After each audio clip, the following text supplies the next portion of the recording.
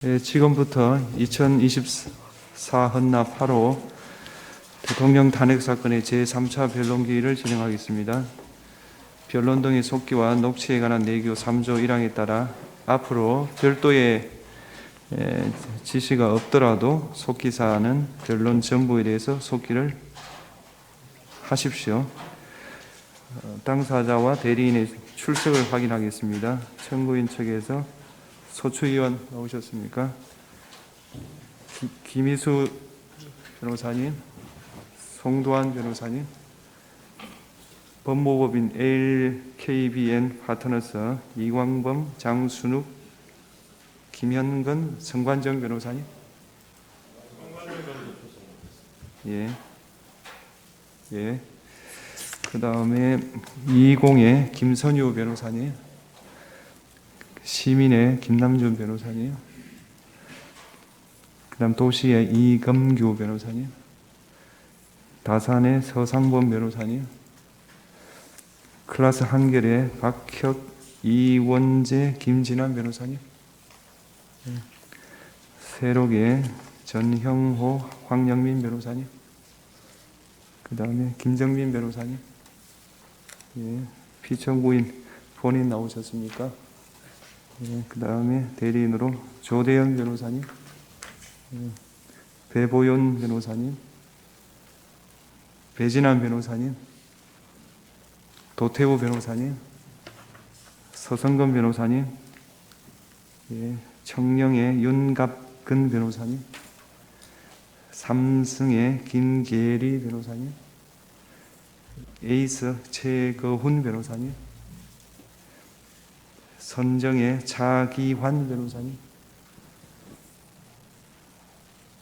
정상명 변호사님, 그 다음에 송진호 변호사님, 이동찬 변호사님. 혹시 소개 안 된 분이 있습니까? 진행 순서를 말씀드리겠습니다. 지난 기일 이후 제출된 서면을 확인하고 증거 정리를 한 다음에 채택된 증거에 대한 증거 조사를 하는 순서로 진행하겠습니다. 그에 앞서서 피청구인 본인께서 소추 사유에 대한 의견 진술을 희망하신다면 발언 기회를 부여하겠습니다. 어느 정도까지 말씀드려야 될지 모르겠습니다만은 양해해 주시면 제가 일어나서 할까요?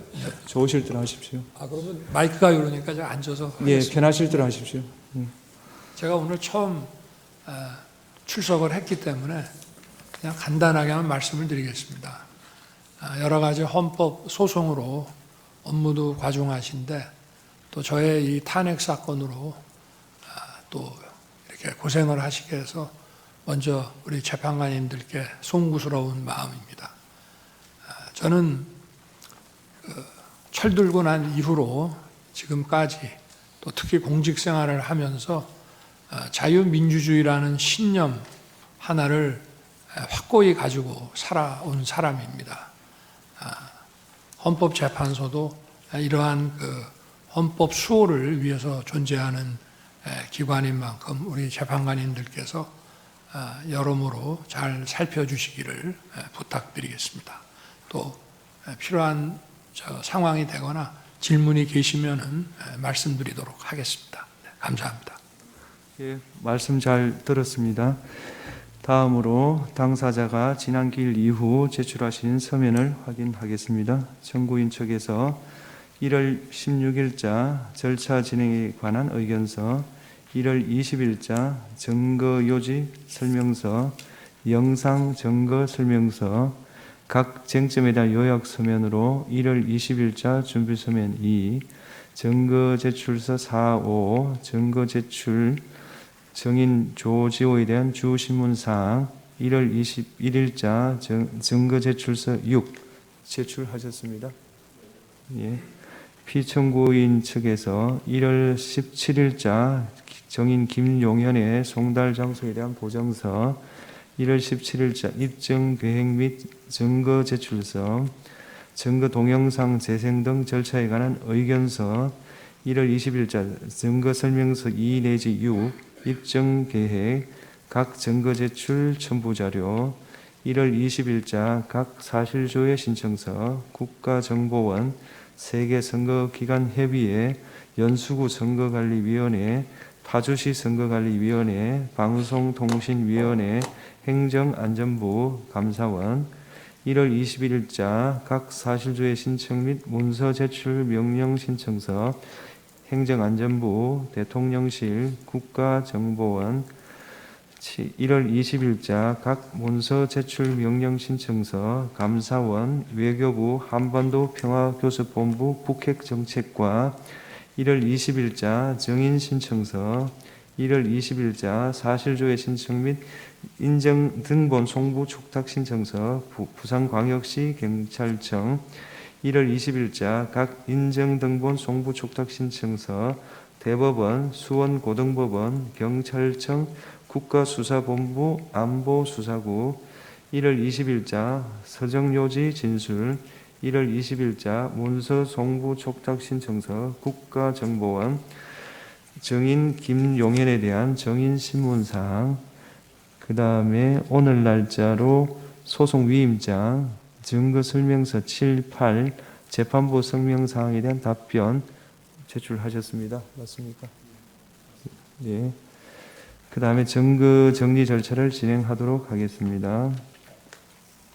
지난 기일에 체부 결정이 보류된 증거에 대하여 증거 체부 절차를 하겠습니다. 피청구인 측은 지난번에 보류하신 갑제 22호증 1부터 갑제 27호증 12까지 증거 인물을 말씀해 주시기 바랍니다. 저는 부동의하겠습니다. 예. 증거로 채택 부동의하겠습니다. 부동의 한다는 뜻입니까? 부동의 하는 경우에 갑제 22호증 1 내지 갑제 27호증 12는 중앙선거관리위원회, 과천청사, 선거정보센터, 관악청사, 선거연수원, CCTV 현장 영상으로 비진술 증거로서 전문법칙이 적용되지 않고 현장 상황과 개헌군 등의 동태가 그대로 녹화된 것으로 볼 수 있습니다. 따라서 증거로 채택하겠습니다. 청구인 측은 피청구인 측이 제출한 을제 1호증 1부터 8호증까지 증거 인물을 말씀해 주시기 바랍니다. 네, 저희는 동의는 하고 입증 취지만 부인하겠습니다. 예. 그리고 증거를- 언론 기사에 관해서는 아마 그 중에 언론 기사도 포함되어 있는 것으로 알고 있습니다만 그 부분은 지난번에 재판부에서 밝혀주신 그 기준에 따라 그 당시에 그런 취지의 보도가 있었던 점만 네, 인정하겠습니다. 알겠습니다. 증거로 채택하겠습니다. 그러니까 을제 1호증 2, 을제 5 내지 8호증은 기재 일시에 해당 언론 매체에서 그러한 보도가 있었다는 사실을 증명한 한도 내에서 증거로 채택하고요. 그 다음에 을제 1호증 1은 동의를 했기 때문에 증거로 채택한다. 이런 내용이 되겠습니다. 그 다음에 피청구인 측에서 지난 기일 이후에 을제 3호증의 7 내지 22, 을제 9호증 내지 85호증의 1, 91호증의 3, 결국 91호증의 3까지 제출하셨습니다. 맞습니까? 예. 혹시 인부가 되겠습니까?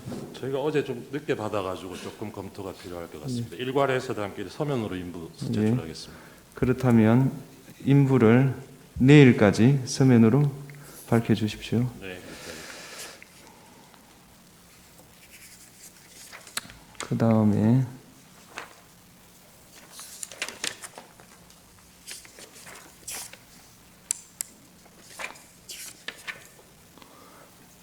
그 11조 가겠습니다. 청구인 측에서 지난 기일 이후에 갑제 29층 1 내지 35, 36의 1 내지 8 이렇게 증거로 제출하셨죠. 그렇습니다. 피청구인 측에서는 혹시 확인해 보셨습니까? 그건 내일까지 서면으로 제출하겠습니다. 예, 내일까지 증거 인부를 밝혀주시기 바랍니다. 그 다음 다음 13조 채택된 증거에 대한 증거 조사를 할 수 있도록 각자 그러니까 오늘 채택된 증거에 대해서요. 서정 요지 진술을 준비해 주시고 영상 자료의 경우 중요 부분을 재생하여 시청할 수 있도록 꼭 시청해야 될 그 부분을 기일 전까지 특정해서 증거로 특정해서 제출해 주시기 바랍니다. 13조 문서 송부 촉탁 등 정리에 관해서 보겠습니다. 서울중앙지방검찰청에서 1월 16일, 1월 20일 기록 인정등본 송부 촉탁에 대한 추가 회신을 하였습니다. 청구인 측 확인해 보셨습니까? 네, 받았습니다. 그 다음 피청구인 대리인께 1월 16일 국가정보원 국가사이버안보센터 대통령실을 상대로 문서 송부 촉탁을 했고 선거관리위원회를 상대로 사실조회 신청을 했고 모두 채택해서 송부했습니다. 1월 17일 날요. 그 다음에 피청구인 측에서 1월 20일자로 아까 말씀드린 대로 사실조회 신청서, 그 다음에 사실조회 신청 및 문서 제출 명령 신청서, 그 다음에 1월 20일자로 문서 제출 명령 신청서, 1월 20일자로 사실조회 신청, 인정등본 송부 촉탁 신청, 1월 20일자로 인정등본 송부 촉탁, 1월 20일자로 문서 송부 촉탁 신청서 제출하셨습니다.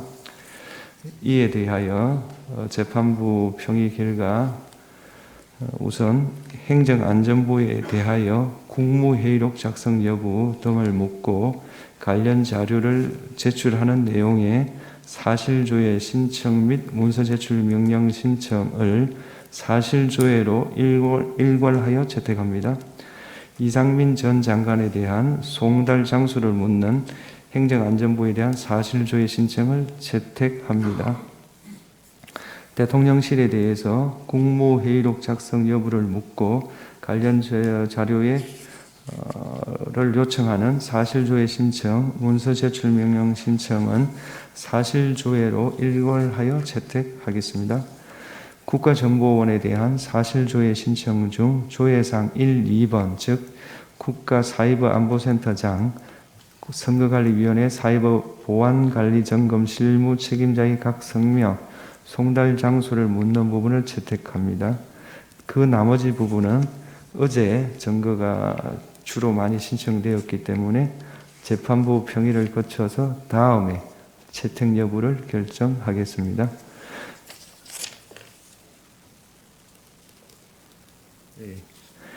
그 다음 정인 신청 관련해서 청구인 측 정인으로 홍장원, 조지호, 곽종근, 이진우, 여인영 채택했고요. 피청구인 측 정인으로 김용현, 그 다음에 김현태를 채택했습니다. 피청구인 측에서 1월 20일자 입정계획 정인 일부로 정인 15명에 대한 입정계획을 밝히셨고 1월 20일자 정인 신청서로 허병기 등에 대한 증거 신청을 했습니다. 어제 들어왔기 때문에 재판부 평의 결과 이상민 전 장관, 박춘석 대통령실 경제수석비서관을 정인으로 채택합니다. 이상민 전 장관에 대해서는 주소를 현재 확보할 수 없기 때문에 2월 11일 오전 10시 30분으로 신문기일을 정하고요. 박춘석 정인에 대해서는 2월 6일 오후 3시 반 신문하겠습니다. 따라서 정인 신문기일을 다시 한번 정리를 해드리겠습니다. 1월 23일 오후 2시 반에 김용현 정인 신문을 하고 조지호 정인은 불출석 사유서를 제출했습니다. 불출석 사유서를 보시면 건강상 매우 안 좋다, 출석할 수 없다고 되어 있으니 청구인 측에서는 이 조지호 정인을 유지할지 여부에 대해서 검토를 해주시기 바라고 조지호 정인에 대해서 재소한 보류하겠습니다.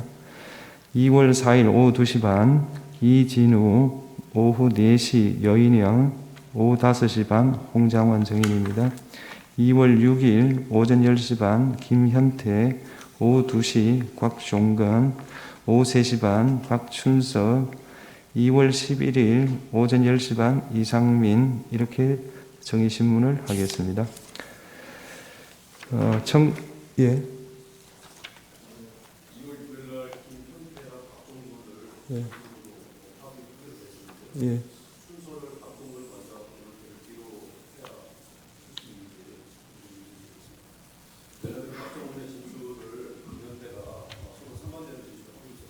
박정훈이 주고 김현태가 그 박정훈의 진술에 대해서 어떤 반대 내용을 진술을 할 것이기 때문에 그거는 좀 힘들 것 같고요. 그걸 감안해서 주신문 반대 신문을 하시면 좋겠습니다. 송달 문제가 그렇게 쉽게 좀 잘 해결이 안 돼서 그렇습니다. 2월 4일 정인신문을 위한 신문 사항을 청구인 측에서는 1월 30일까지 제출해 주십시오. 2월 6일 정인신문을 위한 정인신문 사항을 2월 3일까지 제출해 주십시오. 피청구인 측도 2월 6일 정인신문을 위한 정인신문 사항을 2월 3일까지 제출해 주십시오. 서정에 대한 증거 조사를 하겠습니다.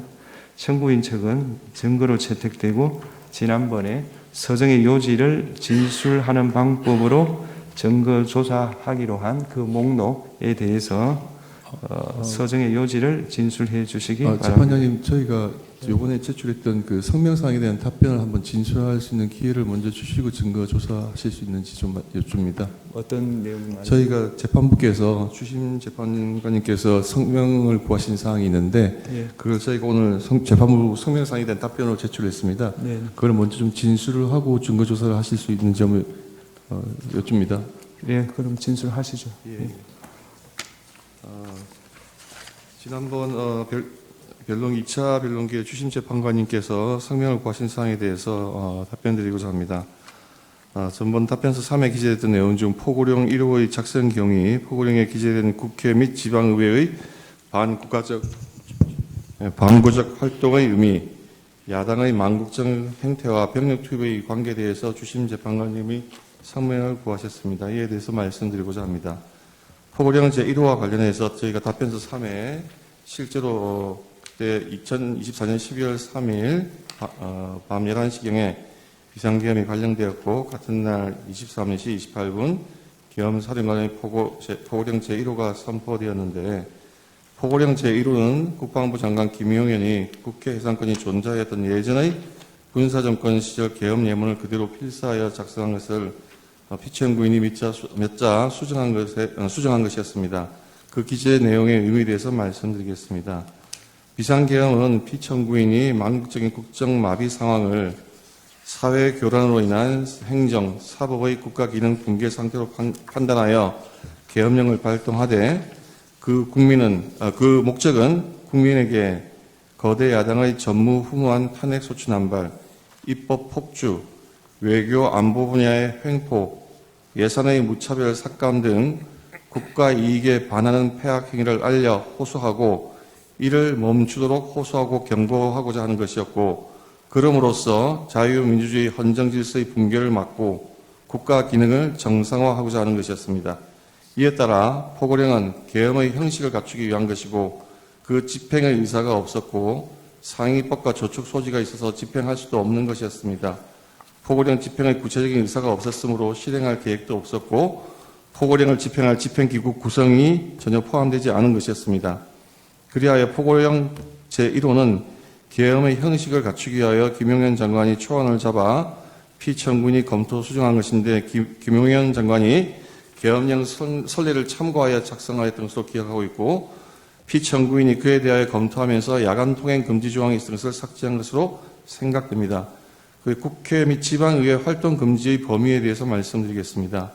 계엄법 제9조의 제1항은 비상계엄 지역 하에서 계엄 사령관은 군사상 필요할 때 체포, 구금, 압수수색, 거주 이전, 언론, 출판, 집회, 결사 또는 단체 행동에 대해서 특별한 조치를 할 수 있고 이 경우 계엄 사령관은 조치 내용을 공고해야 한다고 규정하고 있습니다.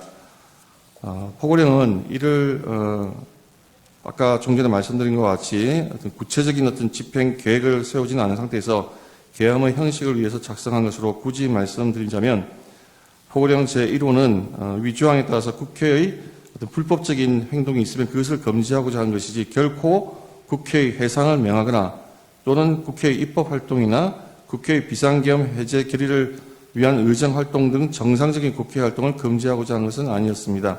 실제 국회는 아무런 방해 없이 평화적으로 비상계엄 해제 결의를 하였고 피청구인은 이에 따라서 비상계엄을 해제하였습니다. 여기서 말하는 반국가적 활동의 의미에 대해서 말씀드리겠습니다. 보령 제1호에 있는 반국가적 행위의 의미는 국가 안보 측면만을 말하는 것이 아니라 국익을 해하여 나라의 위기를 초래하는 일체의 행위를 포함하는 포괄적인 개념으로 사용한 것입니다. 구체적인 예를 들면 거대 야당이 북한이나 중국의 입장에 동조하여 국가의 안보에 위해를 초래하는 외국인의 간첩 행위를 처벌하는 법률 개정을 반대하는 행위, 국가 안전 확보를 위해 하는 각종 법률을 제정하거나 또는 안보를 위한 규정의 폐지 행위, 국가 안보를 제외하는 외교 안보 정책, 국가 안보 예산 삭감을 통해 국방력 약화 기도, 기타 에너지 안보 위협하는 행위 등을 들 수 있습니다. 그 구체적인 예를 들면 야당의 간첩죄 규정 개정 반대로 인해서 국가 안보나 국가 핵심 산업 기술 유출을 방지하는 것에 심각한 차질을 빚고 있습니다. 2024년 6월 중국인 3명이 최소 2년 이상 드론으로 부산에 정박 중인 미국 항공모함 등 군사시설 사진을 500여 장 촬영한 사건, 정보사 블랙이온 명단이 중국에 유출되었으나 유출 상대방이 중국인이어서 처벌하지 못한 사건 등은 그 좋은 예입니다. 나아가 국가 산업의 핵심 기술이 중국에 유출되어도 간첩죄로 처벌할 길이 없습니다. 야당은 현재도 간첩죄 규정의 개정에 반대하고 있고 이로 인해서 중국의 간첩들은 한국에서 활개치고 있습니다. 러시아 우크라이나 전쟁이 장기화되면서 북한, 러시아, 중국이 밀착하는 가운데 대통령이 국가 안보를 위해 한미일 군사 합동훈련한 것을 전쟁광으로 매대하여 1차 탄핵 소추안에서는 그 사유로 삼기도 했습니다. 현대전은 드론의 등장으로 양상이 바뀌고 있고 피청구인이 우크라이나에 참관단을 보내려 하자 국방장관을 탄핵하겠다고 위협했습니다. 우크라이나 전쟁에는 1만 명 이상의 북한군이 파견되어 있으므로 북한군의 작전 체계, 전투 능력에 대한 정보 수집은 우리나라 국가 안보를 위해서 매우 중요합니다. 국가 안보를 위해 우방국의 현대전에서 교훈을 얻기 위해 청관단 파견을 방해하려는 거대 야당의 저의가 무엇인지 묻지 않을 수가 없습니다. 또 거대 야당은 방산물자를 수출할 때 국회의 동의를 받도록 하는 방해사업법 개정안을 당론으로 추진하고 있습니다. 방산 수출의 관건인 신속한 대응이 어려워지고 기밀 유지가 불가능하기 때문에 방산 수출이 사실상 중지될 수도 있습니다. 이렇게 거대 야당이 반대하면 북한, 중국, 러시아가 원치 않는 자유서역에 대한 방산 협력이 불가능해집니다. 우리나라의 국방과 국익에 막대한 손실이 발생합니다. 거대 야당이 2025년 예상 중 일방적으로 삭감한 4조 1천억 원 대부분이 핵심 국정 과제를 추진하기 위한 예산입니다. 부족한 초급 장교 인력을 확보하기 위한 예산인 당직비, 수당, 그 인상 비용, 이사비 현실화, ROTC 생활지원금 인상비의 활동비를 다 삭감했고 북한의 핵과 미사일 위로부터 국가와 국민을 지키기 위한 한국형 3축 체계 킬체인 예산을 대폭 삭감했으며 드론 전쟁 대비 예산을 삭감하여 사업을 중단시켰고 정밀 유탄 사업도 차질을 빚게 했습니다. 북핵의 위협에 대응하기 위한 핵심 방위 사업 예산을 이렇게 일방적으로 대폭 삭감한 저희를 묻지 않을 수 없습니다. 거대 야당이 대한민국의 생존이 걸린 에너지 안보도 위협하고 있습니다. 지난 정권 내내 탈원전 정책으로 인해서 에너지 안보의 기반을 무너뜨려 놓고 원전 생태계를 복원하려고 하는 현 정부의 노력을 사사건건 제동을 걸고 있습니다. 24조 원 규모의 체코 원전 사업에서 어렵게 우선 협상자에 선정되었을 때에도 정부의 노력을 지원하여서 우리나라를 위한 산업 수출을 이루기는커녕 덤핑 수준의 가짜뉴스를 내놓고 한미 원자력 협력의 핵심 과제인 4세대 원전 기술 SFR의 R&D 계산도 90%나 대폭 삭감을 해버렸습니다. 이렇게 우리나라의 원전 경쟁력이 떨어지면 우리나라의 산업 경쟁력이 급격히 위축될 뿐만 아니라 지금 현재 원전 확대에 열을 올리고 있는 중국이 가장 큰 이익을 보게 됩니다. 거대 야당은 동해가스전 시추 예산, 이른바 대왕고래 사업 예산을 사실상 전액 삭감하여 온 국민이 바라는 산유국의 꿈을 무산시키려 하고 있습니다. 지금 세계가 급격히 재편되면서 글로벌 에너지 공급망이 흔들리고 안전적인 에너지 자원 확보가 국가의 생존에 직결되고 있습니다. 최대 140억 배럴 2270조 원에 달할 수 있는 대왕고래 사업에 성공한다면 우리의 에너지 자력과 에너지 안보를 획기적으로 강화할 수 있음에도 불구하고 오로지 정치적인 목적으로 사업 진행을 가로막고 있습니다. 그뿐만 아니라 거대 야당은 우리 사회의 안전을 지키기 위한 필수 예산도 무차별 삭감했습니다. 검찰, 경찰의 내년 특경비, 특활비, 치안활동비 예산을 전액 삭감했습니다. 검찰 587억 원, 경찰 31억 원에 달하는 예산을 아예 영원으로 만듦으로써 수사를 제대로 하지 못하게 하고 있습니다. 이로 인해서 마약 범죄라든지 또는 치안 범죄 등의 활동이 줄어들면 그것이 과연 누구에게 이익이 되고 누구에게 피해가 되겠습니까? 또 이러한 예산은 금융사기 사건, 성범죄를 비롯한 사회적 약자 대상 범죄, 마약, 조폭 등 민생 침해 사건 수사, 그리고 대공수사에도 쓰이는 예산인데 이것을 다 삭감하는 저희는 무엇입니까? 대한민국을 마약과 조폭과 성범죄자들이 활개치게 나라로 만들겠다는 것인지 묻지 않을 수가 없습니다. 거대 야당은 자신들의 비위를 조사했다는 이유로 감사원 특경비 60억 3,800만 원도 전액 삭감했습니다. 이 또한 감사원이 감사를 통해서 자신들의 비위를 캐지 못하도록 하는 것이라고 하지 않을 수가 없습니다. 나아가 대통령실 국가안보실의 특활비 80억 5천만 원도 전액 삭감했습니다. 민주당 자신이 정부일 때에는 오히려 대통령실의 특활비가 96억 원에 달했습니다. 이와 같이 예산을 무분별하게 삭감하는 것은 국가의 정상적인 활동을 방해하고 차질을 빚게 하는 것이라고 하지 않을 수가 없습니다. 이러한 것은 상권 분립의 헌정 질서에도 위배되는 것이고 국헌문란 행위라고 판단하지 않을 수가 없습니다. 그러면서도 국회의원의 해외 출장비에 쓰이는 국회의원들의 해외 출장에 쓰이는 국회 특갈비, 특경비 예산은 195억 원으로 유지하고 연봉은 국회의원들의 연봉은 1억 6천만 원으로 오히려 인상을 했습니다. 나아가 거대 예산의 예산 폭군은 민생과 서민들의 민생과 미래까지 위협하고 있습니다. 대통령은 그동안 직접 전국을 돌며 민생 토론회를 열어 현장의 의견을 수렴하고 공직자들이 밤잠을 아껴가며 피부에 와닿는 정책을 개발해 놓았습니다. 그러나 거대 야당의 무자비한 핵심 예산 삭감으로 많은 사업이 중단될 위기에 처해 있습니다. 기초과학연구, 양자 반도체 산업, 바이오 산업 등 미래 성장 동력이 될 산업의 예산을 대폭 삭감했습니다. 산업 생태계 조성을 위한 혁신 성장 펀드, 강소기업 육성 예산도 삭감했습니다. 또 긴급 상황에 대처하기 위한 예비비를 무려 2조 4천억, 절반이나 삭감을 해서 삭감했고 이 가운데 1조 원은 재해 대비 예산입니다. 매년 폭염, 폭우, 태풍 등 기상이변이 속출하는 상황에서 국민 피해가 더 커질 수밖에 없습니다. 작년에 보셨듯이 무한 공항 사고 같은 그런 재해가 생겼을 때, 그런 의도치 않은 예상치 않은 피해자가 생겼을 때 국가가 도와줄 수 있는 그러한 예비비마저 대폭 삭감한 것입니다.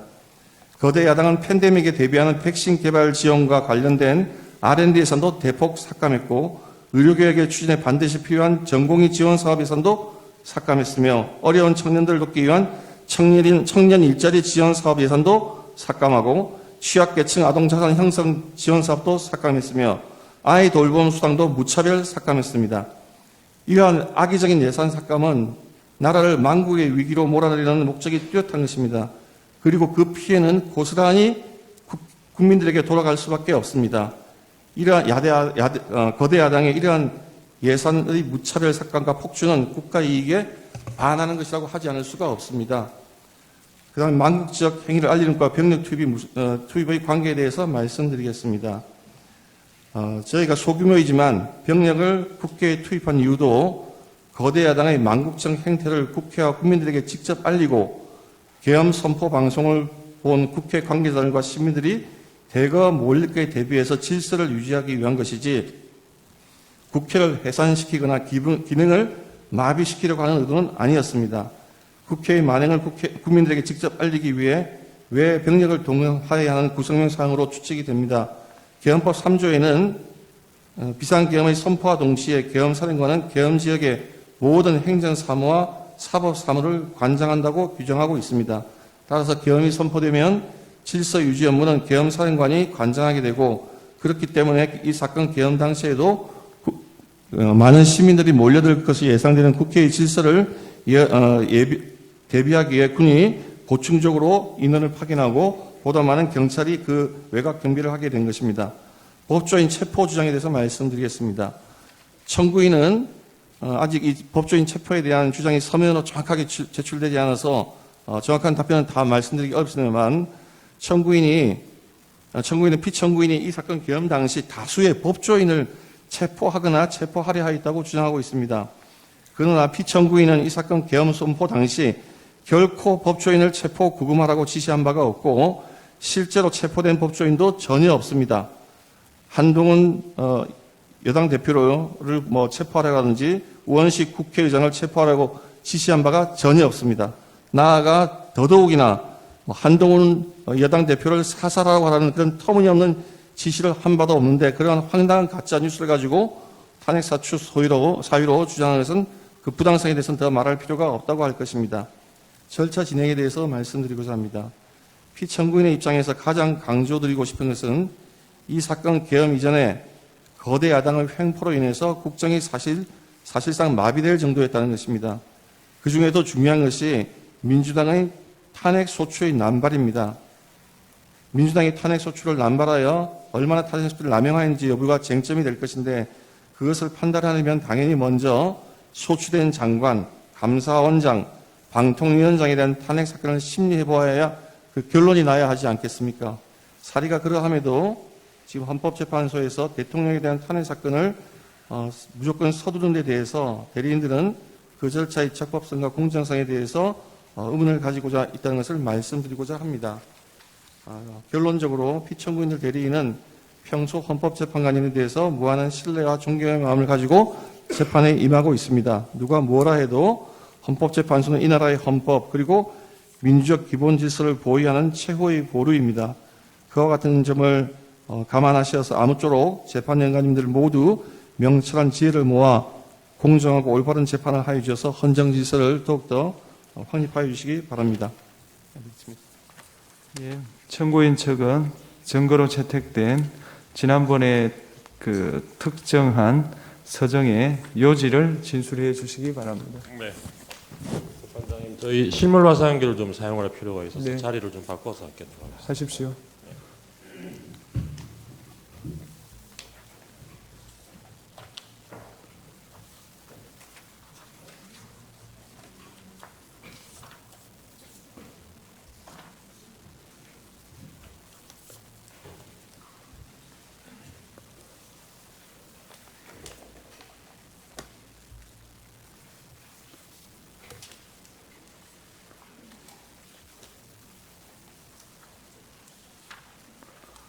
되나요?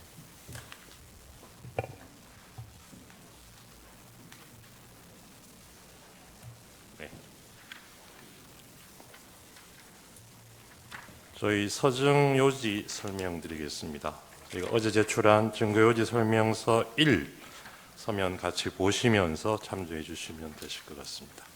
우선 갑제 1호증의 1 내지 63까지 각 언론 기사입니다. 이 중에 1호증의 1 내지 18은 12월 3일부터 12월 4일까지 언론 보도 기사로서 비상계엄 선포, 포고령 발표, 국회 비상계엄 해제 요구 결의 당시 국회 출입 통제 및 계엄군에 의한 국회 침탈 상황, 국회의장 등 요인들에 대한 체포 의심 정황, 계엄군의 선관위 침입 상황 등이 당시에 실시간으로 보도된 정황이 담겨 있습니다. 그리고 갑 1호증의 19 내지 41, 1호증의 46 내지 56, 1호증의 58, 1호증의 59 내지 63은 계엄 선포가 있은 후에 사후적으로 확인된 구체적인 중앙선관위 침탈 현황, 국회 침탈 현황, 요인 납치 계획, 개업 사전 모의 현황, 그리고 비상계엄에 앞서 이루어진 국무회의의 위헌 위법성 등을 보도한 각 언론 보도 기사입니다. 그리고 1호증의 42 내지 45는 12월 10일까지 언론 보도 기사인데, 여기는 위헌 위법한 계엄 선포로 인해서 국가 경제 질서가 큰 타격을 입게 되었다는 그런 위기 상황에 대한 내용을 담고 있습니다. 갑 2호증은 계엄사령관 포고령입니다. 이 헌법과 계엄법에 따르더라도 비상계엄 선포할 경우에 넘을 수 없는 내용들이 있는데 이 포고령에는 그런 내용들이 포함되어 있다는 취지입니다. 그리고 갑 3호증의 1 내지 7호증이 각 국회 회의록입니다. 서중별로 글씨가 좀 작게 보이긴 합니다만 주요한 부분 요약해서 말씀드리겠습니다. 3호증의 1은 2024년 12월 11일자 419회 국회 본회의 회의록입니다. 이 본회의 당시에 당시 국무총리 한덕수는 비상계엄에 앞서 열린 회의가 절차적 실체적 흠결이 있어서 국무회의로 볼 수 없다는 점, 그리고 회의록이 작성된 적도 없고 국방부 장관이 국무회의에서 계엄 필요성을 건의하는 등의 절차도 전혀 이루어지지 않은 채 비상계엄이 선포되었다는 점을 확인해 주었습니다. 잠깐 그 회의록 해당 부분을 보시면 7쪽, 8쪽에 한덕수 총리가 비상계엄 선포 전에 이 국무회의라고도 부를 수 없는 그 모임에서 참석자 전원이 비상계엄 선포를 반대하였다는 점, 그리고 그 외에도 여러 절차적, 실체적 흠결을 가지고 있다고 생각한다, 이런 취지로 발언한 사실이 확인이 됩니다. 다음 8쪽 넘어가도 될 것 같아요. 24쪽에서는 한덕수 총리가 다른 국무위원들과 함께 피청구인을 설득해서 계엄 선포를 막을 목적으로 피청구인이 아닌 자신이 국무위원들을 소집했다는 내용이 확인이 됩니다. 그리고 43쪽에는 이 당시에 계엄사령관에 대한 심의도 전혀 거치지 않았다는 의미 얘기하고 있습니다. 49쪽에는 결론적으로 이 비상계엄을 선포한 회의는 국무회의로 볼 수 없다고 생각한다, 이런 자신의 생각도 밝히고 있습니다. 61쪽입니다. 한덕수 총리는 국방부 장관이 국무회의 석상에서 계엄의 필요성을 정식으로 건의하지 않았고 정식 심의를 거치지도 않았으며 회의록도 작성된 바 없다고 밝히고 있습니다. 다음 갑 3호증의 2입니다. 12월 13일자 제319회 419회 국회 본회의 회의록입니다. 이날 한덕수 총리, 최상목 부총리, 선관위원장, 중앙선관위원장 노태악, 외교부 장관, 법무부 차관이 출석해서 계엄 당시 상황에 관한 발언을 했습니다. 여기서 중앙선관위원장 노태악은 계엄군의 선관위 무단 점거, 서버 탈취 시도가 위법 반응에 해당한다는 점이 명백하다고 진술을 해줬고, 선관위 시스템상 부정선거가 불가능하다는 점도 확인을 해주었습니다. 그리고 외교부 장관 조태열은 비상계엄 선포 전에 피청구인으로부터 재외공간 관련 이런 단어가 포함된 3, 4줄 정도의 내용이 기재된 쪽지를 받았다는 얘기가 있고, 그리고 경제부총리 최상목은 재정자금 유동성 확보를 잘 하라는 취지가 적힌 종이를 건네받았다는 점을 진술을 했습니다. 최상목 당시 부총리가 받았다는 이 쪽지는 최근에 확인된 수사기관에 제출했던 내용과는 그 내용이 상당히 다르다는 부분도 나중에 말씀드릴 기회가 있을 것 같습니다. 그리고 한덕수 총리는 국방부 장관의 계엄 선포 건의가 자신을 거쳐 이루어지지 않았다는 점을 확인해주고 있고, 그리고 국무위원들 중에 문체부 장관 유인촌, 환경부 장관, 고용노동부 장관, 국가보훈부 장관 등은 국무회의 소집 요구 자체도 받은 적이 없다는 점을 확인해주고 있습니다.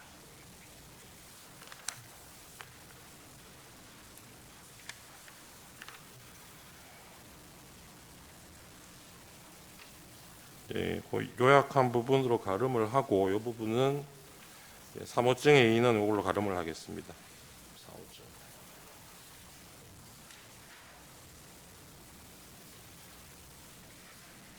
4호증의 1 내지 4는 국회 국방위원회 회의록입니다.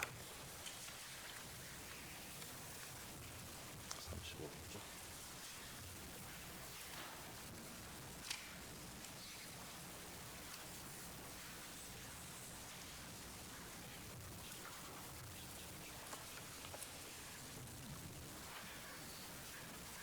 4호증의 1은 2024년 9월 2일자 국회 국방위원회 회의록인데요. 이날은 당시 국방부 장관 후보자였던 김용현에 대한 인사청문회가 열린 날입니다. 이 자리에서 김용현은 국민이 계엄을 용납하지 않고 군도 따르지 않을 것이다. 계엄 문제는 시대적으로 맞지 않다. 지금 이 상황에 계엄이 통하지 않을 것이다. 이러한 취지로 당시 이 계엄 의혹을 제기한 야당 의원들에 대한 질문에 대해서 이 비상계엄에 대해서 자신은 이렇게 생각한다는 인식 내용을 보여주었습니다.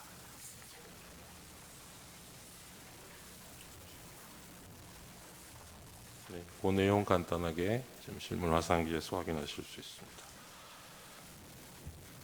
57쪽에도 같은 취지의 내용이 있습니다. 다음 4호증의 2입니다. 2024년 12월 5일자 비상계엄 이틀 후에 열렸던 국방위원회 회의록입니다.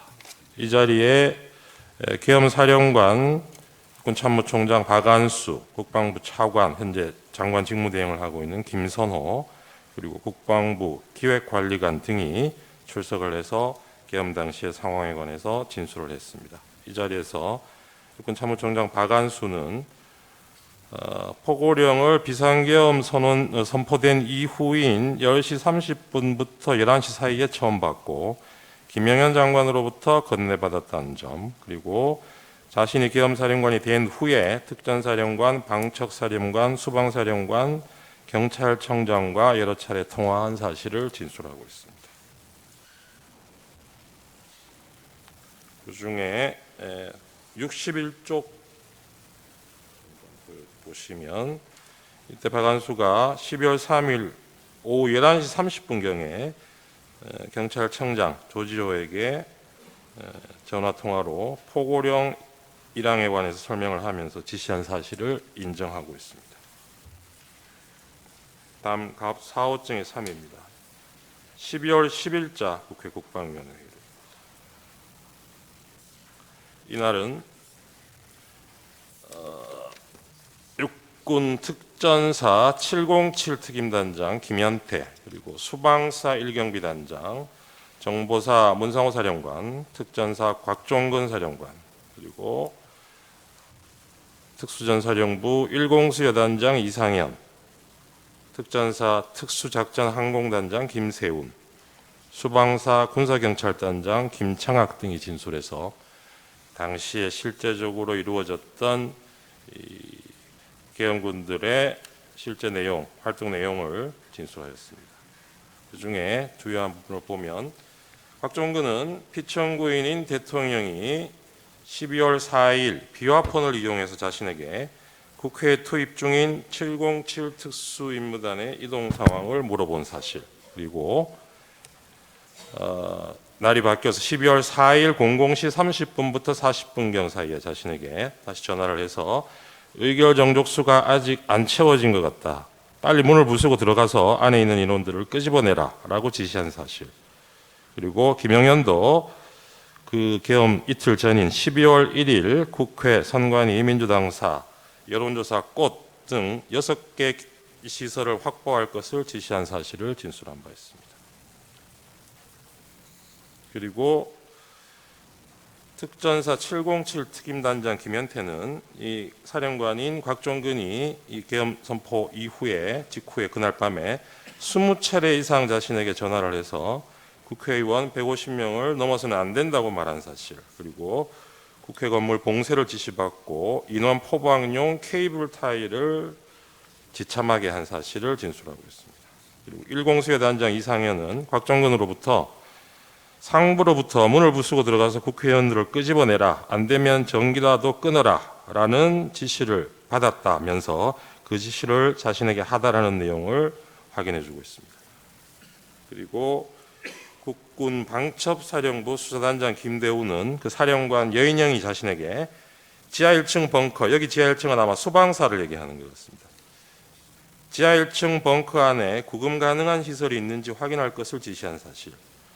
그래서 여인영이 그 당시에 김영현 장관의 지시라고 밝히면서 장관이 불러준 정치인 등 14명의 명단을 자신에게 불러주고 정치인을 수방사로 이송할 것을 명한 사실을 확인해 주고 있습니다.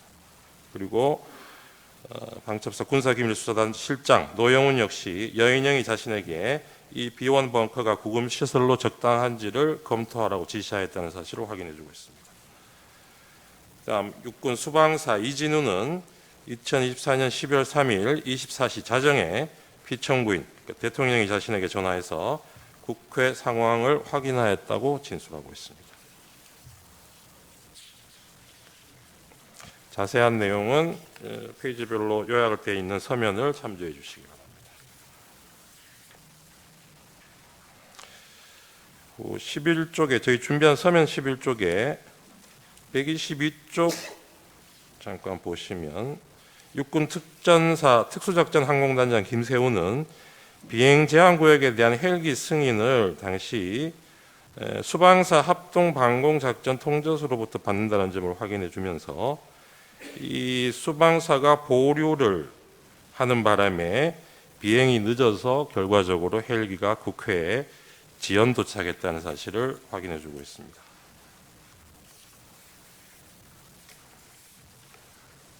사호증의 4로 넘어가겠습니다. 사호증의 4는 2024년 12월 11일자 419회 국회 국방위원회 회의록입니다. 여기 14쪽, 16쪽을 보시면 특전사령관 곽종근이 피청구인 그러니까 대통령이 계엄 관련 마지막 지시가 문을 깨부수고 들어가서 끌어내라 라는 것이었다는 점을 확인해 주고 있고, 그리고 국군 방첩사령부 법무실장 윤빈아는 이 성관이 압수수색에 대한 내용을 검토한 결과 포고령 발령 전의 행위를 이유로 압수 등 수사를 해서는 안 된다. 그리고 압수 절차 등을 하기 위해서는 최소한 범죄 혐의를 특정해서 정식적인 입건 그런 절차를 따라야 하는데 이런 절차를 거치지 않고 위법하게 증거를 수집하게 되면 나중에 처벌도 받을 수 있다. 이런 검토 결과를 보고한 내용을 확인해 주고 있습니다. 다음 갑 5호증의 1, 2 국회 행정안전위원회 회의록입니다. 5호증의 1은 그중에 12월 5일자 국회 행안위 회의록입니다. 이 자리에서 이상민 당시 행안부 장관, 조지호 경찰청장, 서울지방경찰청장 김봉식, 그리고 당시 국회 경비대장이었던 목현태, 중앙선거관리위원회 사무총장 김용빈 등이 계엄 당시 상황에 대해서 발언한 내용들이 있습니다. 우선 쪽수를 좀 보시면서 말씀드리겠습니다. 11쪽에 경찰청장 조지호가 12월 3일 비상계엄 선포 직후인 밤 10시 28분경에 서울경찰청장에게 국회 주변 안전조치를 강구할 것을 지시하고 5개 기동대를 배치하였다고 한 점이 확인이 됩니다. 그리고 같은 날 10시 46분부터 국회 내부 진입을 일시 통제했다가 11시 6분에 국회의원 등 관계자를 신분 확인 후 일시 출입 조치를 했다가 11시 37분 포고령에 따라서 다시 국회 출입을 전면 통제한 사실을 확인하고 있습니다. 그리고 12쪽입니다. 서울특별시 경찰청장 김봉식이 확인한 내용인데요. 포고령 공포 이후에 본청의 지침을 받아서 같은 시간입니다. 11시 37분부터 국회 출입을 전면 통제했고 12월 4일 01시 01분경 계엄 해제 의결 이후에 국회 사무총장의 요구에 의해서 1시 46분경부터 관계자 출입을 허용했다는 내용이 확인됩니다. 그리고 12쪽에서 13쪽 보시면 중앙선관위 사무총장 김용빈의 진술 내용인데요.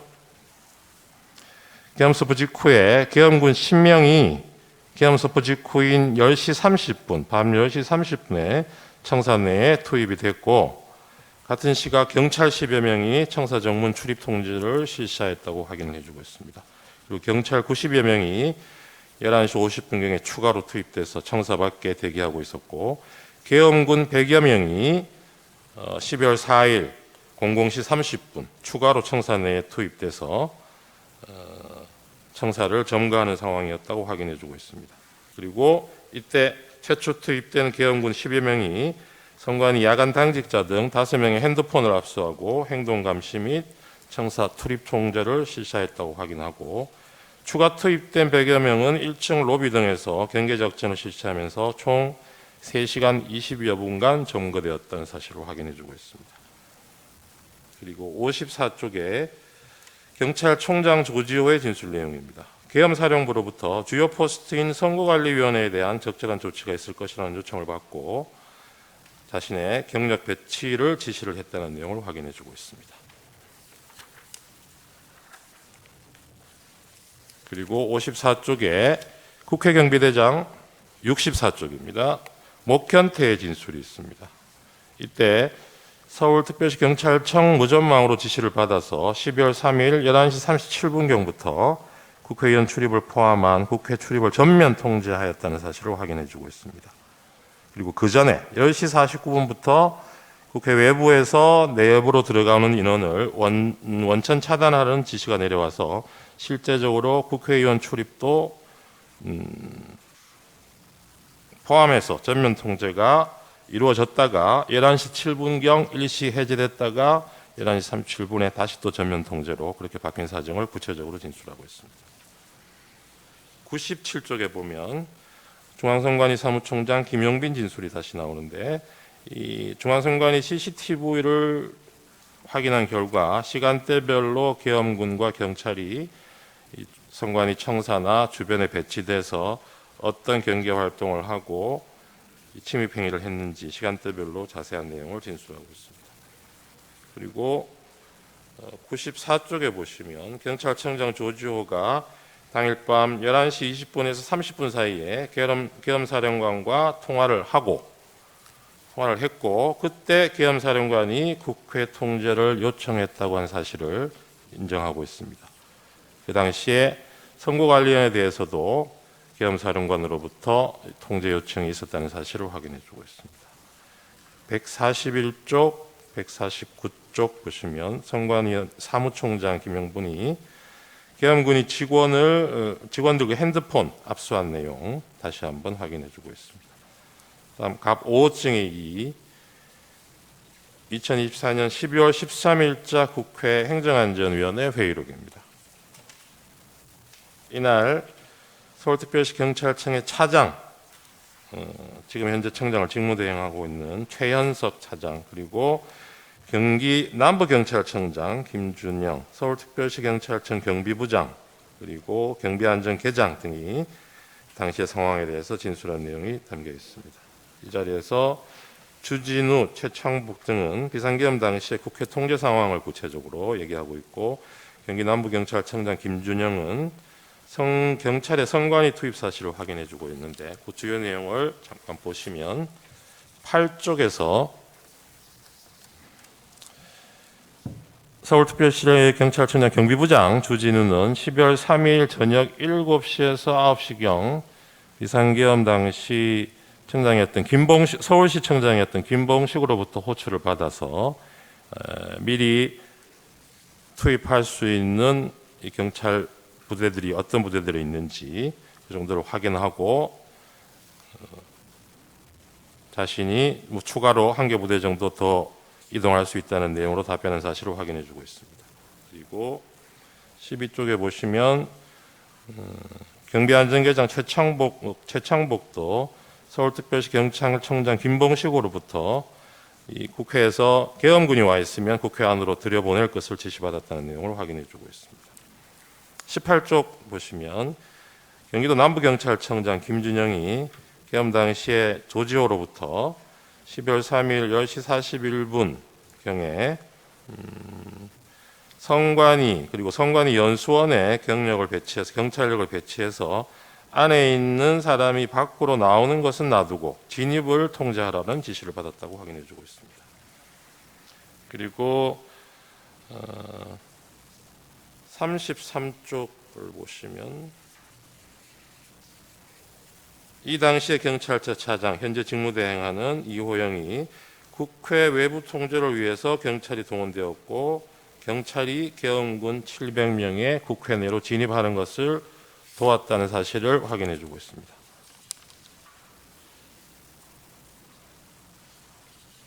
48쪽에 최창복의 내용이 진술이 있습니다만은 앞에 나왔던 내용과 중복되는 것이어서 이 부분은 넘어가도록 하겠습니다.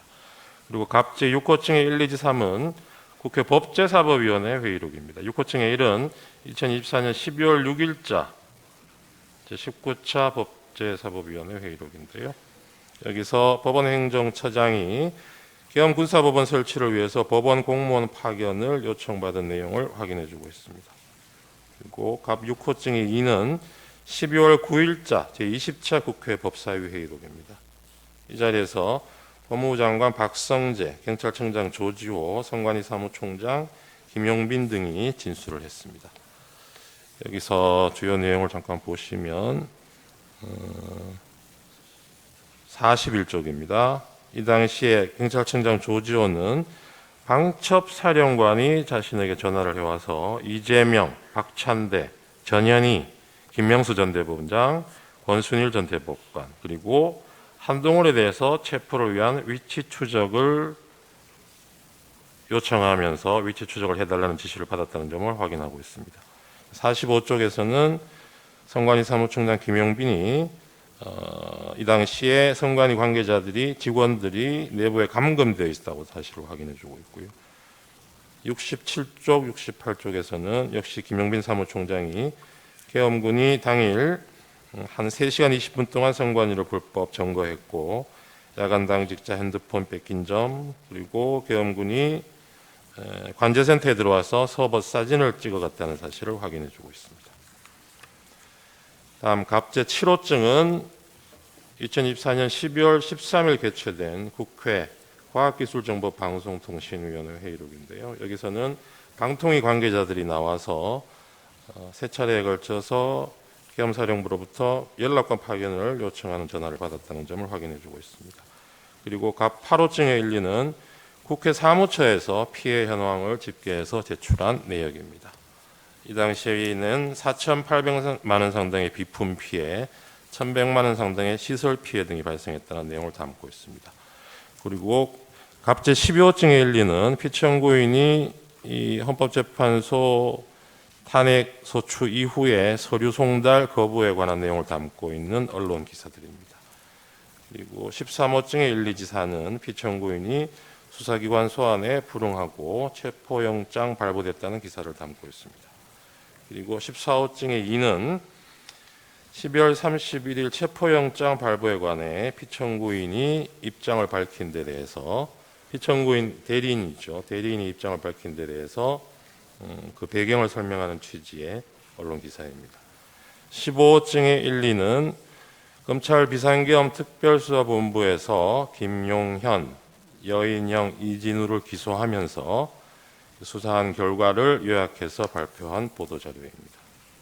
그리고 17호증의 2 내지 4는 국회 사무처 입장 관련 기사, 기자회견면 그리고 사무처 제출한 자료들입니다.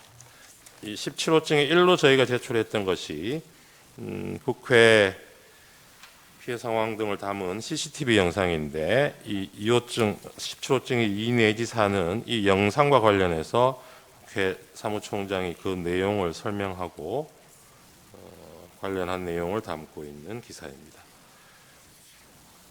그리고 17호증의 3도 국회 사무총장이 비상계엄 관련해서 수사협조를 위해서 CCTV 영상을 수사기관에 제공했다는 내용 담고 있고요. 17호증의 4는 국회 사무처에서 이춘석 의원의 요구자료로서 제출한 내용으로 역시 비품 피해 현황, 설비 피해 현황이 있고 인적 피해 현황도 아울러 있다는 내용을 담고 있습니다. 그리고 19호증의 1, 3, 4는 비상계엄 이후에 금융외환 시장의 변동성이 크게 확대되고 환율이 상승하고 불확실성 증가로 투자 심리 위축돼서 증시가 큰 폭으로 하락하고 있다는 계엄의 부정적인 영향을 다루고 있는 언론 기사들입니다. 그리고 갑 25층의 3 내지 5는 피청구인이 2025년 1월 1일 한남동 관저 앞에서 집회를 열고 있던 자신의 지지자들에게 전달한 새 인사와 관련해서 언론 기사 내용입니다. 그리고 갑 28호증은 2023년도에 새로 발간된 계엄 실무 편람입니다.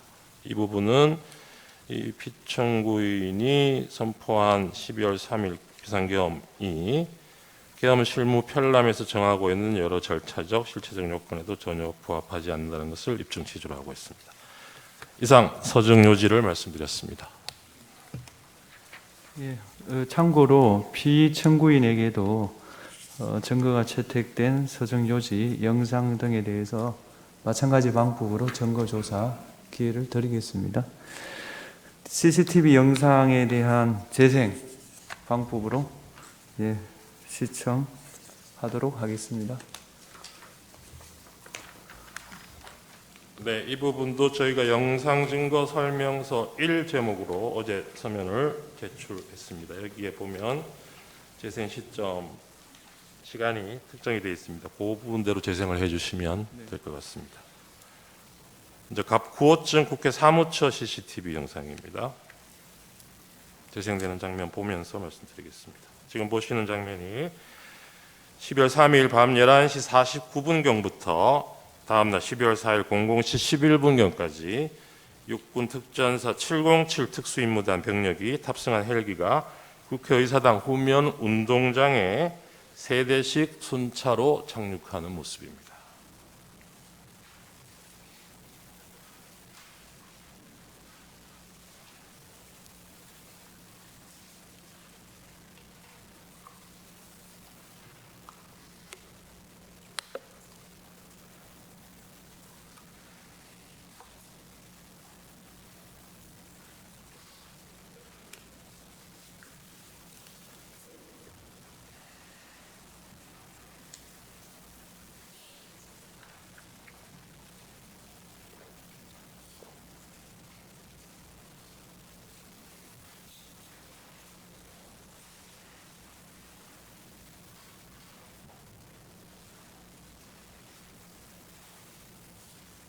네, 다음 본청으로 진입하는 무장한 계엄군의 모습입니다.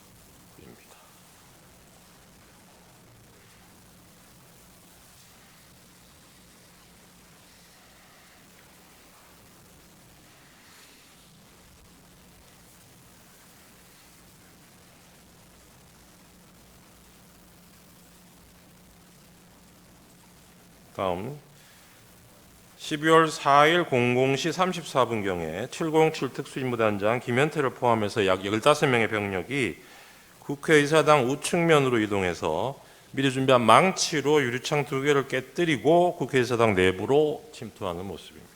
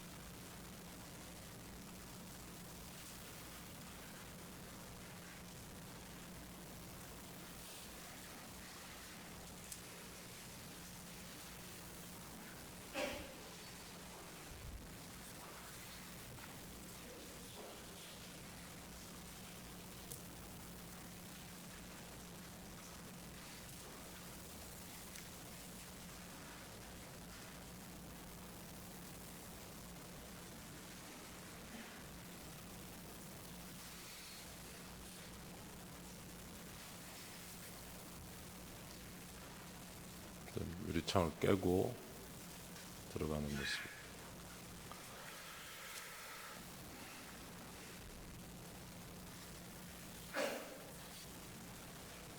네.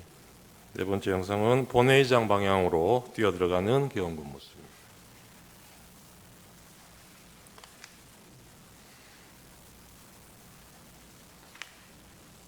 그리고 본회의장 앞장면인데 국회 내 당직자, 보좌관 이런 분들이 계엄군의 국회의사당 진입을 막기 위해서 소화기를 분사하니까 이를 피하기 위해서 잠시 물러서다가 대치 상태를 계속해서 유지하고 있는 계엄군들 모습입니다.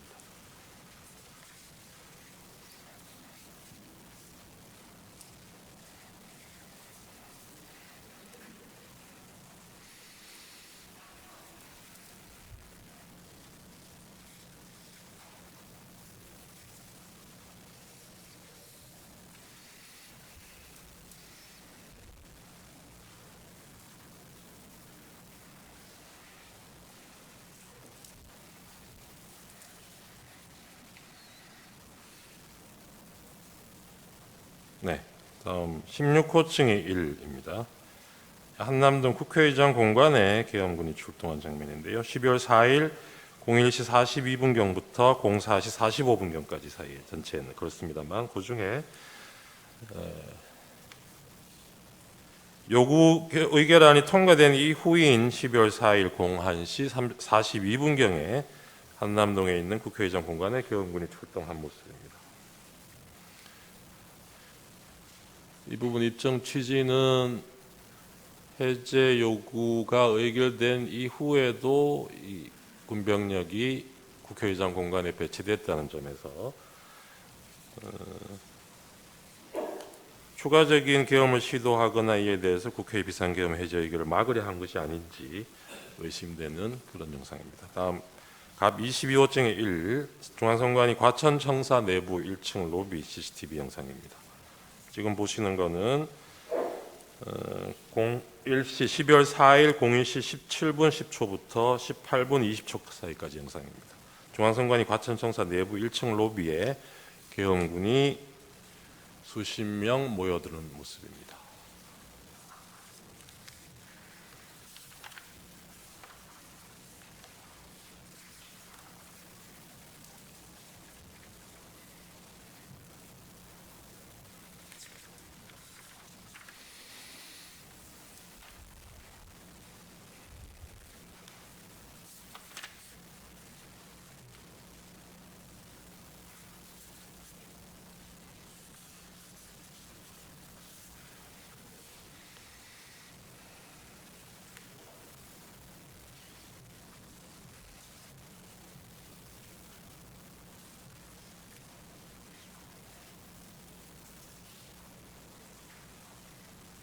다음 갑 22호증 23입니다. 선관위 과천청사 내부 2호기 엘리베이터 CCTV 영상인데 여기 보시면 계엄군들이 권총을 소지하고 있는 장면이 확인이 됩니다.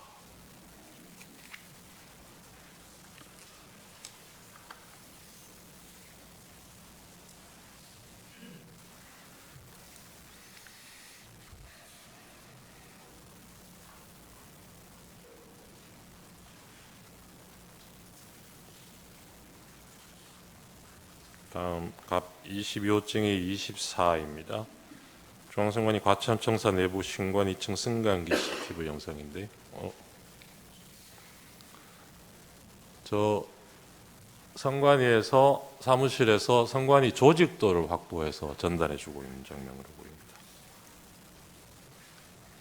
다음 23호증의 2입니다. 선관위 과천청사 정문 외곽 CCTV 영상입니다. 지금 보시는 거는 계엄 선포 직후인 그날 밤 10시 32분 58초부터 33분 44초 사이의 영상입니다. 계엄군 10명이 피청구인 선포 직후인 이 시간대에 선관위 과천청사 정문으로 들어오는 모습입니다.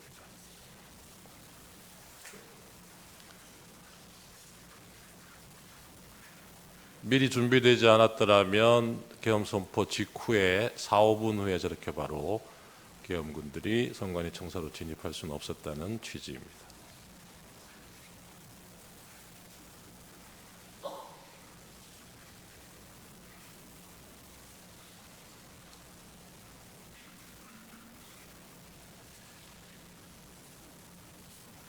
다음인가요?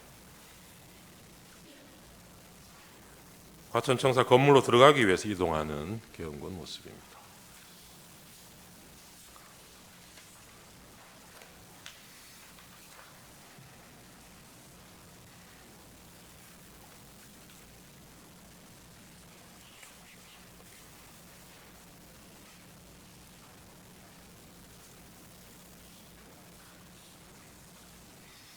네, 23호증의 18 과천청사 정문 우측 영상입니다.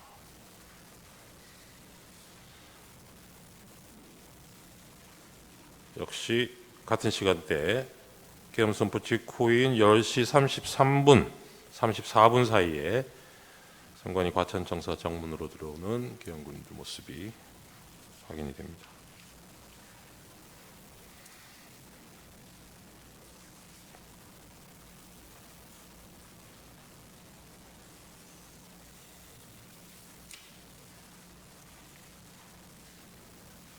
정문으로 들어와서 청사 경내 청사 안으로 들어오는 모습이.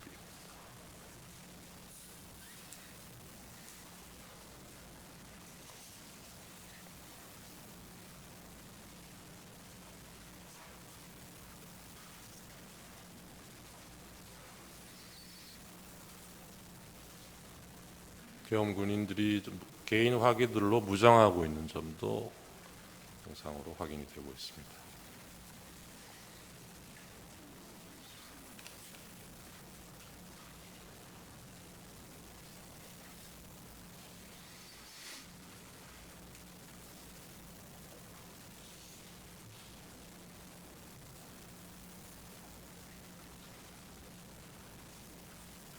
이 부분은 앞에 보셨던 영상이랑 같은 내용을 아마 각도만 다르게 잡은 있는 것 같아서 조금 생략하셔도 될 것 같고 24호증에 1로 넘어가 주셔도 좋을 것 같습니다.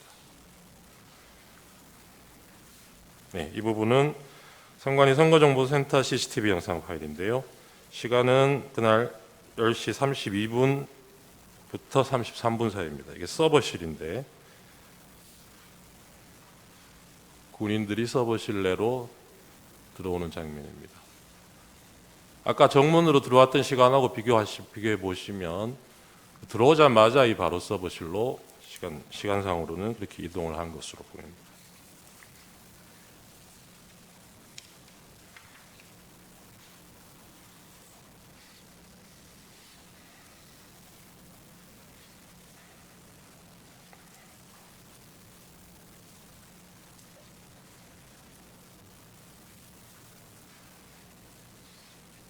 핸드폰을 가져가는 장면이 보입니다.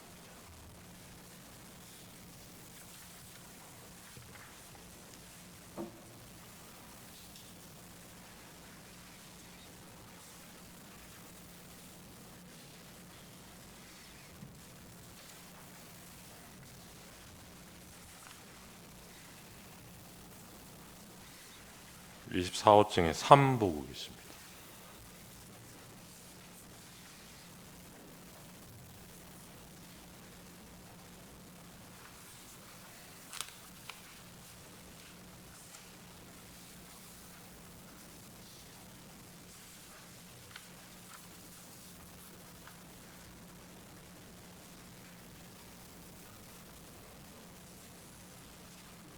직원 핸드폰을 넘겨받는 장면.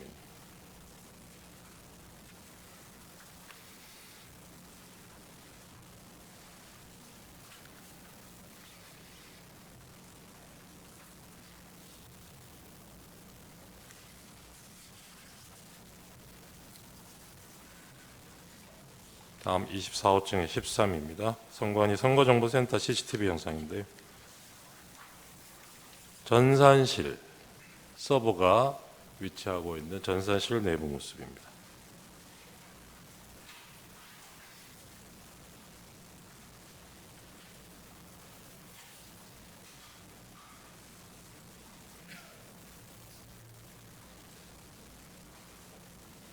방첩사 군인들로 보이는데요.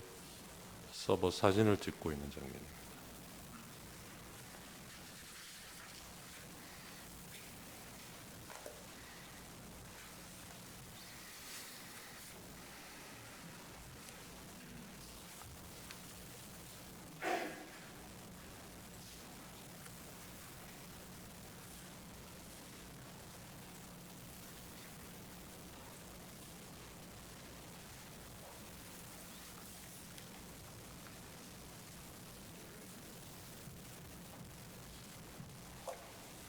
다음 파일로 넘어가 주셔도 좋을 것 같습니다. 갑 25호증에 사는 선관위 관악청사입니다. 여기 12월 4일 00시 29분부터 30분 사이의 영상인데요. 여기에서도 무장한 계엄군 수십 명이 관악청사로 진입하는 모습을 확인하실 수 있습니다.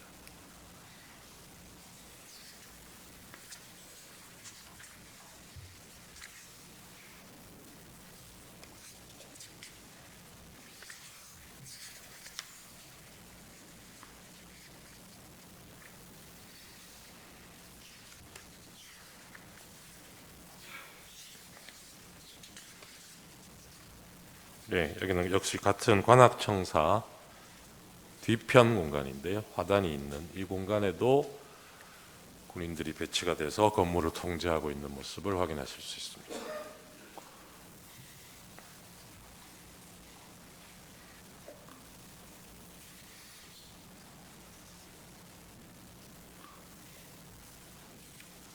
네.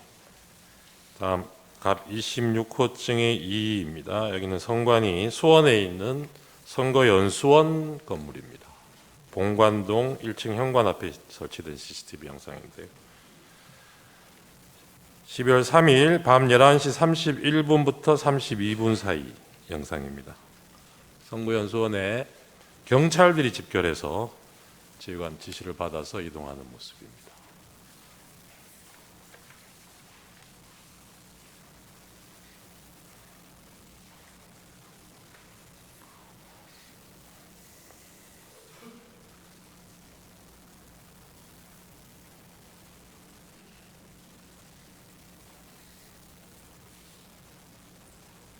네, 다음 영상 넘어가 주셔도 좋을 것 같습니다. 26호증의 23 같은 수원 선거연수원 정문 CCTV 영상입니다. 여기는 12월 3일 11시 36분 25초에서 45초 사이의 영상인데요. 이 주차장 입구에 경찰차와 경찰이 집결해서 다른 차량이 진입할 수 없도록 바리케이드를 설치하고 입구를 통제하는 모습을 확인하실 수 있습니다.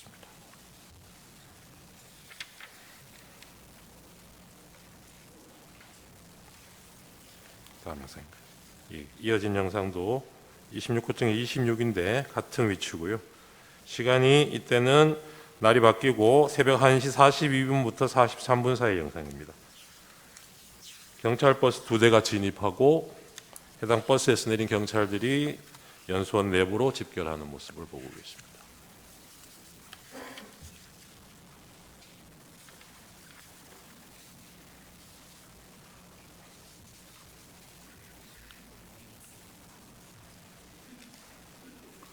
다음 넘어가셔도 좋을 것 같습니다.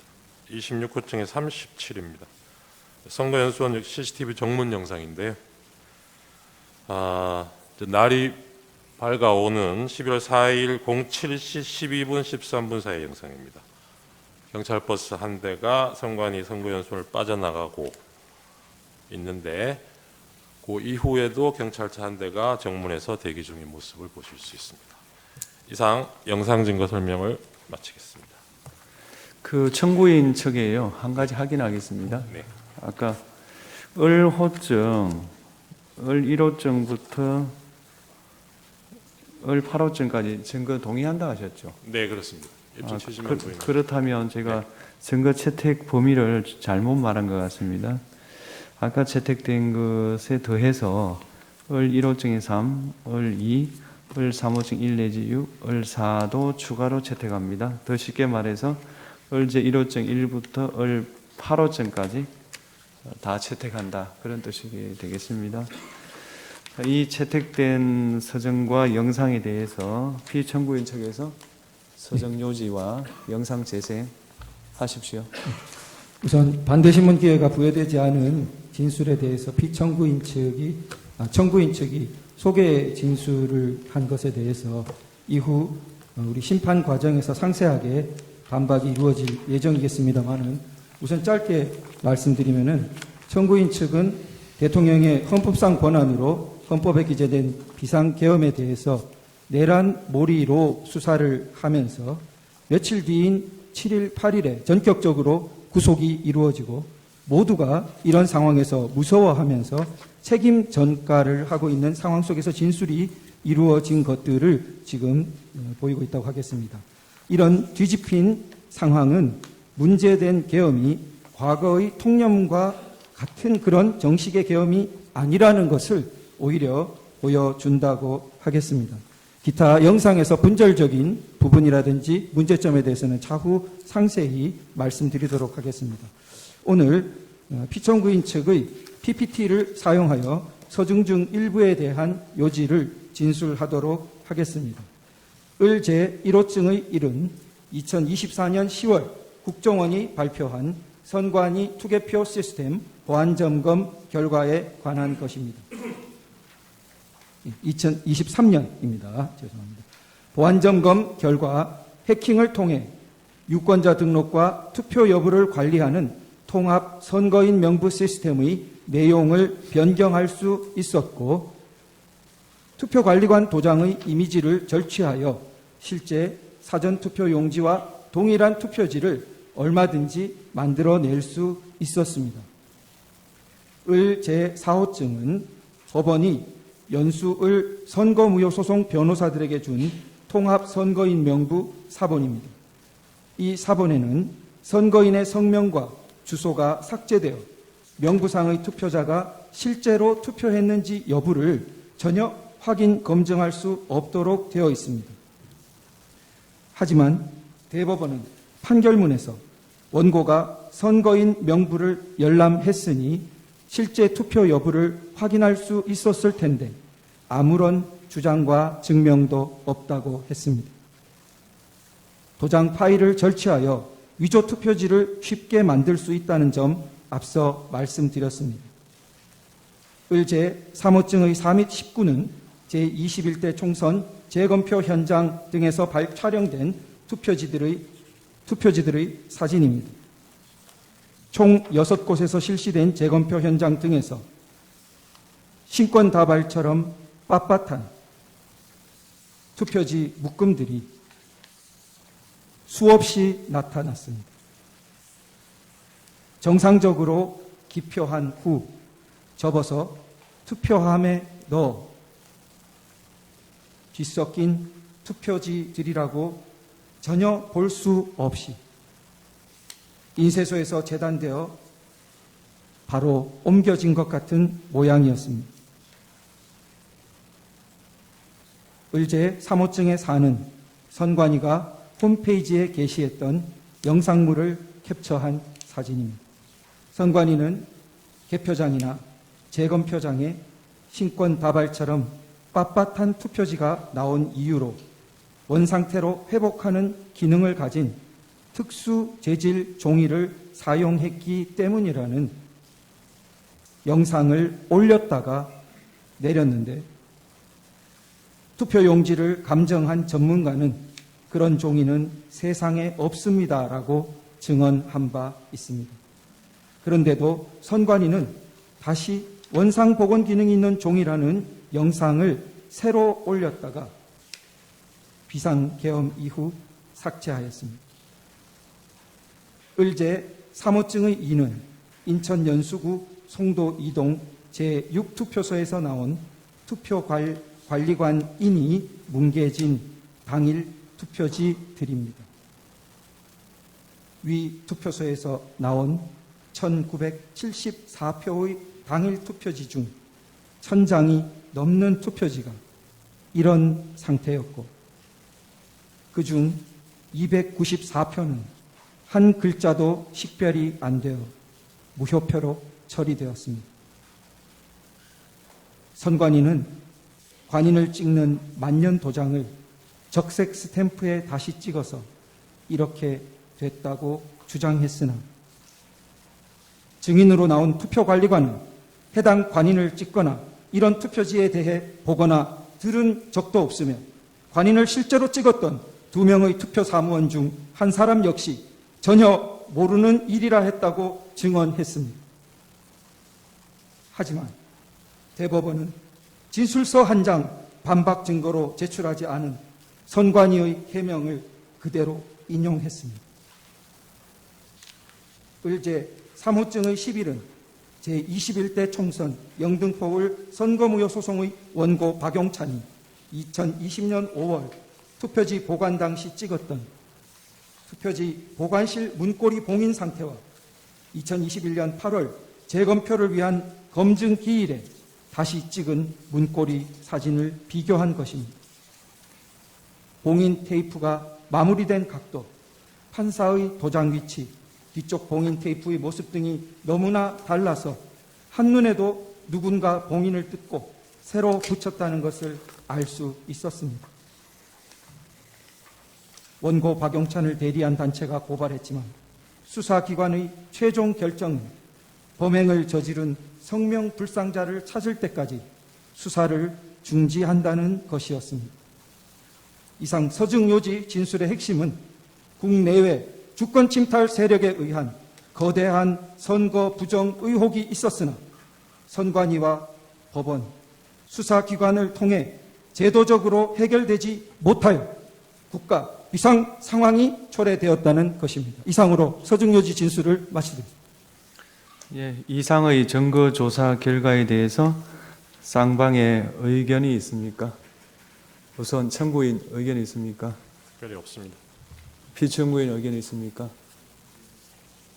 예, 여러 가지 드릴 말씀이 있는데 잠시 휴정 후에 저희들 상세하게 말씀드릴 기회를 주시면. 예, 그리고 저희가 의제 83호증 동영상 부분이 있는데 재생할 수 있도록 허락해 주시면. 그거는 지금 증거가 채택이 안 되지 않았습니까? 그런데 지금 이제 동영상이 저쪽에서 재생이 됐기 때문에 공평하게 의미해서 아니, 그거는 공평한 거하고 다르죠.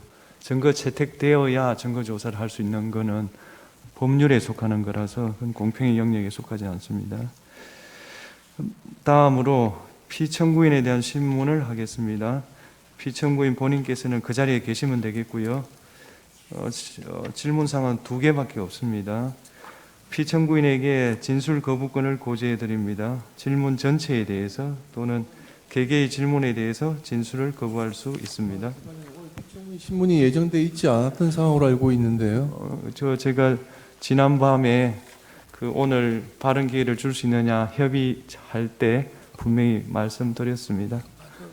재판장께서 하시면 제가 2가지만 아는 대로 묻겠습니다. 말씀을 드리겠습니다. 네네. 네. 첫 번째 질문은 국가 비상입법기구 관련 예산을 편성하라는 쪽지를 기획재정부 장관에게 준 적이 있으십니까? 저는 이걸 준 적도 없고, 그리고 나중에 이런 계엄을 해제한 후에 한참 있다가 언론에 뭐 이런 메모가 나왔다는 것을 기사에서 봤습니다. 근데 그 기사 내용도 조금 부정확하고, 그러면은 이거를 만들 수 있는 사람은 국방장관밖에 없는데, 국방장관이 그때 이제 부속이 돼 있어서 구체적으로 확인을 못했습니다. 그런데 그 내용을 보면 좀 그 내용 자체가 좀 서로 좀 모순되는 것 같기도 하고, 그런데 하여튼 뭐 그 부분에 대해서는 그렇습니다. 뭐 자세하게 또 물어보시면은 제가 아는 대로 답변을 드리겠습니다. 예. 2번째 질문, 마지막 질문 드리겠습니다. 본인께서는 이진우 수방사령관, 곽종건 특전사령관에게 계엄 선포 후 계엄 해제 결의를 위해 국회에 모인 국회의원들을 끌어내라고 지시한 적이 있으십니까? 없습니다. 네. 예, 그러면 마치겠습니다. 오늘 변론은 이것으로 마치고 양측 대리인께서 추가로 하시고 싶은 말씀이 있으십니까? 우선 청구인 대리인 있으십니까? 네.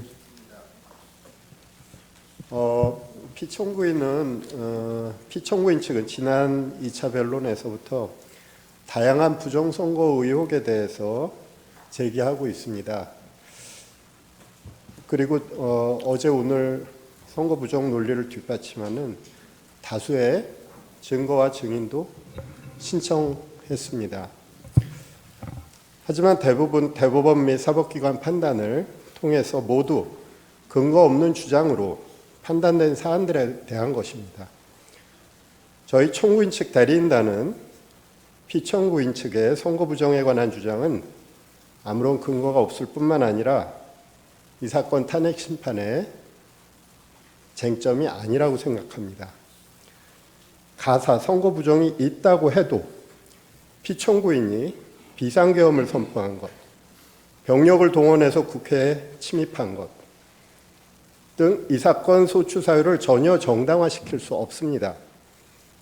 선거 부정의 사유는 피청구인 스스로 발표한 계엄 선포 사유에도 등장하지 않았습니다. 계엄 선포 도발에 실패한 이후에 비로소 자신의 행위를 정당화하기 위해서 그런 사유로 등장한 것입니다. 사실 선거 부정을 저지를 수 있는 가장 큰 위험을 가지고 있는 존재는 선거관리위원회가 아닙니다. 그보다 더욱 큰 힘을 가지고 있는 기관, 행정부이며 국가정보기관이며 이들을 지휘하는 대통령입니다. 중앙선거관리위원회를 독립된 헌법기관으로 만든 것은 대통령과 행정부 그리고 정보기관으로부터 선거관리의 독립성을 보장하기 위한 취지였습니다. 지금의 상황은 오히려 선거 부정의 위험이 더욱 더 큰 기관이 선거 부정을 막고 방어하는 기관에게 선거 부정을 저질렀다고 비난하는 형국입니다. 이 사건 탄핵 심판은 수많은 국민들이 듣고 바라보고 있습니다. 그래서 피청구인 측의 기이한 부정선거 주장을 그대로 방치하기는 어렵습니다. 국민들에게 미치는 해로운 영향 때문입니다. 선거 공정성은 우리 민주주의의 생명이며 핵심입니다. 그것을 함부로 쓰레기통 속에 구겨 넣는 주장을 방치한다면 우리 민주주의도 어느 순간 같은 운명에 처할 수밖에 없습니다. 우리 대한민국의 민주주의 헌정 질서를 보호할 필요가 있는 것입니다. 사람이 가득 찬 극장 안에서 불이야라고 소리치면 수많은 사람을 해칠 수 있습니다. 현재 대한민국의 국가적 혼란 속에서 선거 부정의 음모론은 우리 공동체 자체를 파괴할 수 있습니다. 최근 서울 서부지방법원에서 발생한 폭도들의 만행은 이와 유사한 무책임한 주장들이 초래한 결과라고 할 것입니다. 존경하는 재판장님, 재판관님, 선거 부정론은 사법부와 검찰의 판단까지도 믿지 못하며 객관성이 없는 무리한 의혹을 제기하는 집단의 일방적 주장입니다. 이 사건 탄핵 심판의 쟁점이 아닐 뿐만 아니라 탄핵 심판 이후 오랫동안 대한민국 민주주의를 해칠 수 있는 무책임한 주장입니다. 더 이상 선거 부정의 의혹 제기 그리고 그와 관련한 증거 신청은 적절하게 제한해 주실 것을 요청드립니다. 이상입니다. 예, 피청구인 하시고 싶은 말씀. 재판장님, 저희 청구인 증인 네. 다음 기일부터 이제 관련자들 증인 신문이 이루어질 텐데 김용현 증인은 뭐 변론으로 하더라도 나머지 증인들의 경우에는 피청구인이 군통수권자 지위에 있으면서 선언했던 이 계엄 선포 당시에 피청구인으로부터 여러 국회, 특히 국회 계엄 해제 요구 의결을 방해하기 위해서, 저지하기 위해서 구체적인 지시를 받았던 사람들이 여러 사람 있습니다. 이런 사람들이 증인을 하게 될 텐데 피청구인이 앞으로도 이제 심판장에 출석을 하게 되면 그 면전 상태에서는 사실대로 진술하기가 좀 어렵지 않을까 걱정이 됩니다. 그런 점을 고려하셔서 피청구인을 퇴정한 상태에서 신문이 이루어지게 해주시거나 그것이 어렵다면 적어도 피청구인과 증인이 직접 눈을 마주치지 않을 수 있도록 가림막 같은 걸 설치한 상태에서 증인 신문이 이루어질 수 있도록 해주시기 바랍니다. 예, 재판부 평의를 거치겠습니다. 피청구인 측 하시고 싶은 말씀 있으십니까? 탄핵 재판이라는 게 형사 소송 절차 준해서 하는 것이고 또 제가 지금 직무 정지된 상태이기 때문에 어떤 영향력도 행사할 수 없습니다. 그리고 이 사건 내용을 제일 잘 아는 사람은 바로 피청구인인 대통령 저 자신입니다. 그래서 그런 주장은 좀 이해가 좀 안 되고요. 아까도 이런 부정선거 의혹이 음모론이라고 하시고 계엄을 정당화하기 위한 거라고 사후에 만든 논리라고 하셨는데 이미 계엄을 선포하기 전에 이런 여러 가지 그 어떤 선거의 공정성에 대한 그 신뢰에 좀 의문이 드는 것들이 많이 있었고 또 2023년 10월 국정원의 그 선관위 그 전산 장비의 아주 극히 일부를 점검한 결과 문제가 많이 있었기 때문에 부정선거 자체를 색출하라는 것이 아니라 선관위의 전산 시스템을 전반적으로 스크린할 수 있으면은 해봐라. 어떤 장비들이 있고 어떤 시스템에 의해서 가동이 되는지 그런 것이기 때문에 저희가 무슨 선거가 전부 부정이어서 믿을 수 없다 하는 그런 음모론을 제기하는 것이 아니라 팩트를 확인하자는 그런 차원이었다는 점을 이해해 주시기 바랍니다. 네. 네, 말씀 잘 들었습니다. 더 하시고 싶은 이야기는 없으시죠? 예, 그러면 제3 재판님 하나만 좀 추가해야 되겠습니다. 지금 아까 우리 청구인께서 그 대통령 그 당시 집권 여당이 대통령 하에서 치러진 우리 지금 피청구인이 대통령이 지휘해서 치러진 선거에 대해서 부정이 뭐 없고 책임은 이쪽에 대통령이 있다고 말씀하셨는데 조만간 이번 취임한 트럼프 대통령이 2020년 미국 대통령 선거가 그 당시 트럼프가 재임 기간 중인데 그때의 선거 부정에 대해서 조만간 미국에서도 미국 스스로의 어떤 조사 결과가 나올 겁니다. 그러니까 그게 꼭 대통령이라고 해서 독립적인 선거가 이루어지고 있는 선거관리기구에 대해서 모든 걸 다 통제하는 건 아니기 때문에 어떤 문제점은 발생할 수 있고 국민들은 거기에 대해서 많은 의구심이 있고 지난 4년간 이런 것들에 의혹이 제기되고 있고 더군다나 국정원 보안 서버 점검 결과 문제가 있다고 했기 때문에 대통령으로서는 그 문제를 점검을 하고자 하는 것일 뿐이지 저희 피청구인 대통령께서